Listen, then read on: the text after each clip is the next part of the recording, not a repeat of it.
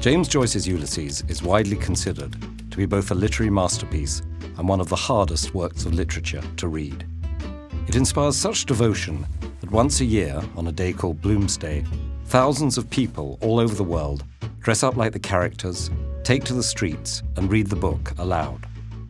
And some even make a pilgrimage to Dublin just to visit the places so vividly depicted in Joyce's opus. So what is it about this famously difficult novel that inspires so many people? There's no one simple answer to that question, but there are a few remarkable things about the book that keep people coming back. The plot, which transpires over the course of a single day, is a story of three characters. Stephen Dedalus, reprised from Joyce's earlier novel, A Portrait of the Artist as a Young Man; Leopold Bloom, a half-Jewish advertising canvasser for a Dublin newspaper; and Bloom's wife, Molly, who is about to embark on an affair. Stephen is depressed because of his mother's recent death. Meanwhile, Bloom wanders throughout the city.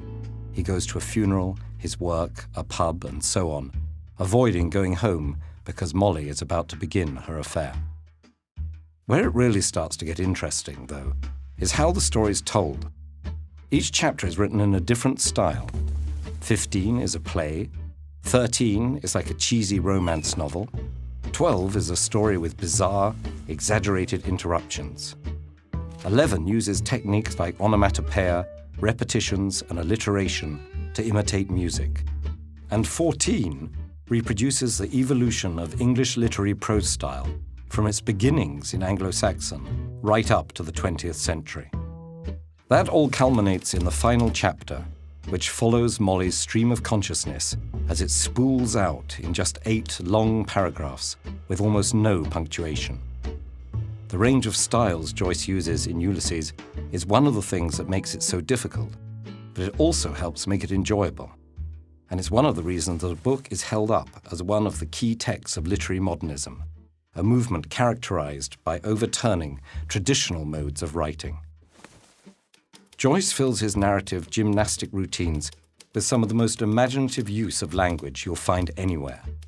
Take, for instance, the figure seated on a large boulder at the foot of a round tower was that of a broad-shouldered, deep-chested, strong-limbed, frank-eyed, red-haired, freely freckled, shaggy-bearded, wide-mouthed, large-nosed, long-headed, deep-voiced, bare-kneed, brawny-handed, hair-legged, ruddy-faced, sinew-armed hero.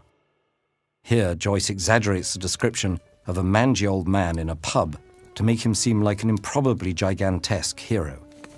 It's true that some sections are impenetrably dense at first glance, but it's up to the reader to let their eyes skim over them or break out a shovel and dig in.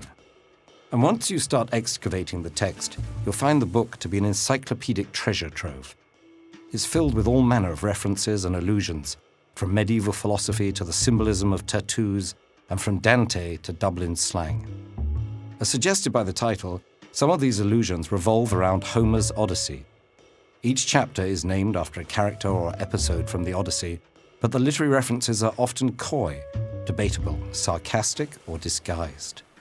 For example, Homer's Odysseus, after an epic 20-year-long journey, returns home to Ithaca and reunites with his faithful wife. In contrast, Joyce's Bloom wanders around Dublin for a day and returns home to his unfaithful wife. It's a very funny book. It has highbrow intellectual humor if you have the patience to track down Joyce's references, and more lowbrow dirty jokes. Those and other sexual references were too much for some. In the US, the book was put on trial, banned, and censored before it had even been completed, because it was originally published as a serial novel.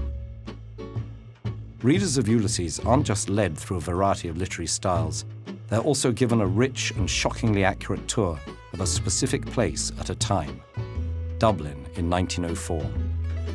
Joyce claimed that if Dublin were to be destroyed, it could be recreated from the pages of this book. While such a claim is not exactly true, it does show the great care that Joyce took in precisely representing details, both large and small, of his home city. No small feat, considering he wrote the entire novel while living outside of his native Ireland. It's a testament to Joyce's genius that Ulysses is a difficult book. Some people find it impenetrable without a full book of annotations to help them understand what Joyce is even talking about. But there's a lot of joy to be found in reading it, more than just unpacking allusions and solving puzzles. And if it's difficult, or frustrating, or funny, that's because life is all that and more. Responding to some criticism of Yulessis, and there was a lot when it was first published, Joyce said that if Yulessis isn't worth reading, then life isn't worth